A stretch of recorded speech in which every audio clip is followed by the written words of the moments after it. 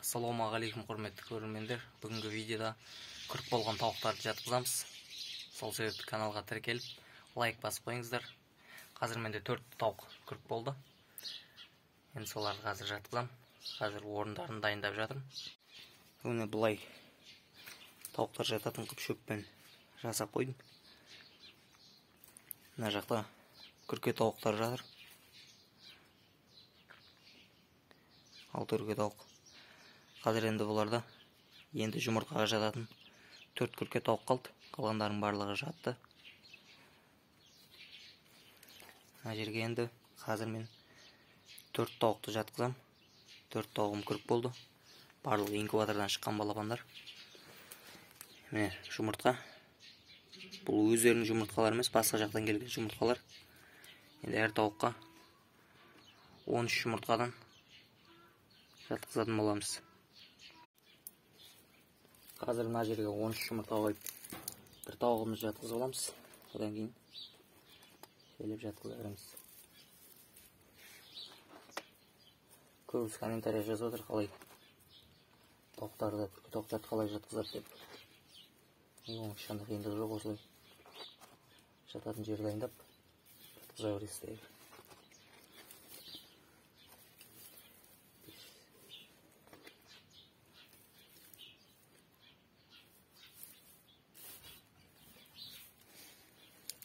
Неге 13 жұмыртқа қойдым. Қазір енді тауықта келіп жатқызамыз осы жерге. Неге мына қара тауық, мына тауық, және мына тауық. Оның ар жағында тағы бір тауық бар. Сол осы 4 тауық күрк болды. Енді осыларды қазір кезікпен апарып жатқызамыз. Күрк болған тауықты келіп жайлап жұмыртқаға жатқызамыз. Жұмыртқаның үстіне қойып жайлап өзіміз кетіп қаламыз. Өзі жайлап жатып алады.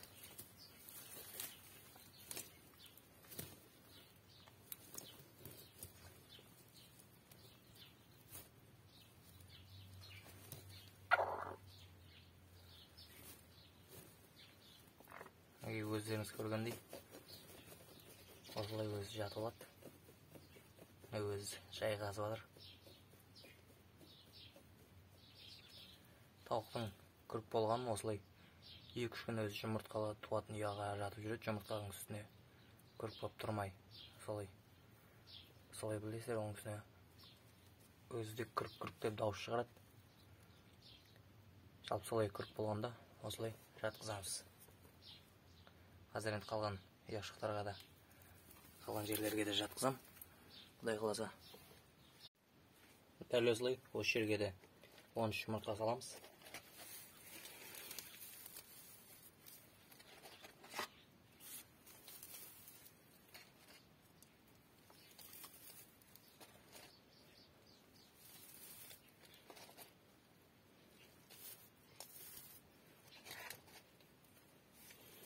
Егер тауық үлкендеу болса 15 жұмыртқаға шейін салуға болады. Қазір енді тағы бір тауықта келеміз. Екінші тауығымыз да келді. Оны да дәл жаңағындай осылай жұмыртқаның үстіне қоямыз.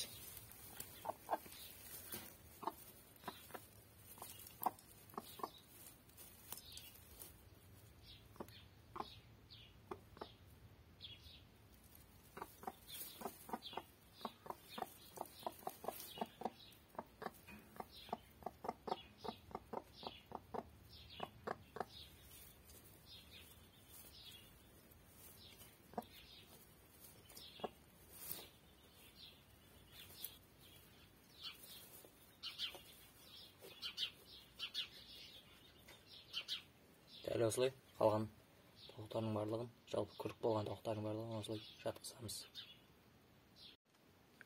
Неге 3 тауықты жатқыздым. Бір тауық жатпады, тұрып кете берді. Енді осылардың жем суын барлығын алдына қоям. Және мыналарда жемдерін тауысып тастаған, осылардың жемдерін толтырып қоям. Мінеге құрметті көрермендер, алдына бидай суға қойдым. Өздері осылай тұрып ішіп жеп қайып жата береді. Енді аларға да солай.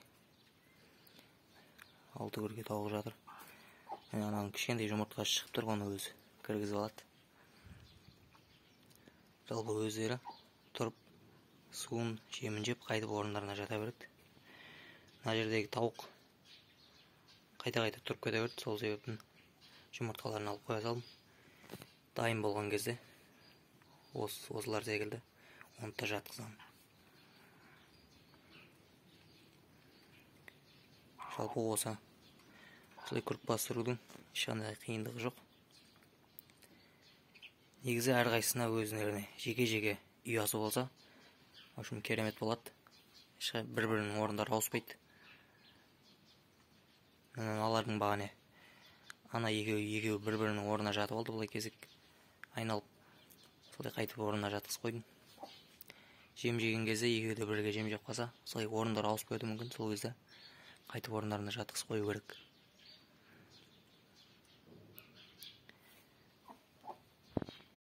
Ал құрметті көрермендер, келесі видео күрке тауық балапандары және тауық балапандарын өсіру жайлы болады.